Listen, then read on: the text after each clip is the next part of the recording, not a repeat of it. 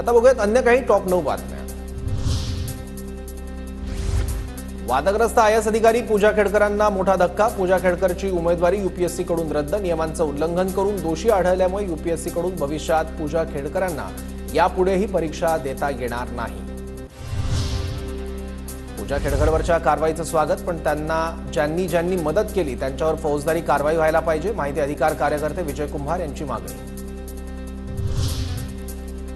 फडणवीस दरेकरांच्या माध्यमातून मला उघडं पाडण्याचा डाव रचतायत। मराठा संघर्ष मोर्चामध्ये दरेकरांनी स्फोट पाडली, मनोज जरांगेंचा आरोप।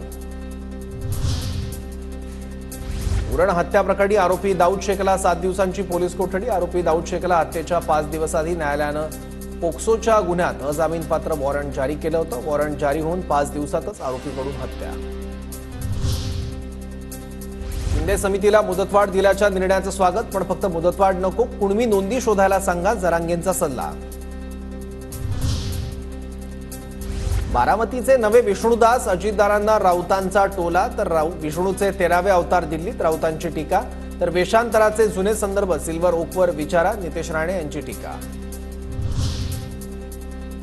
वेषांतर करणारे हारून अल रशीदची मुलं, वेषांतर केलेल्या दादांच्या परवानगीसाठी शहांनी सीआरपीएफला कळवलं। अजित डोभालही कटात सहभागी असू शकतात, संजय राऊतांचा आरोप। संभाजीनगरमध्ये टोयोटा किर्लोस्करची 20,000 कोटींची गुंतवणूक। टोयोटा किर्लोस्करच्या माध्यमातून थेट 8,000 जणांना रोजगार मिळणार आहे। मोठी गुंतवणूक आल्यानं मराठवाड्याच्या विकासाला चालना मिळण्याची आशा। रमेश केरे पाटलांचं मातोश्रीवरील आंदोलन हे भाजपचं कारस्थान, आंदोलनाला फडणवीस टच, संजय राऊतांची टीका। तर रमेश केरे पाटलांच्या आंदोलनात भाजपचा समावेश नाही, रावसाहेब दानवेंचं स्पष्टीकरण।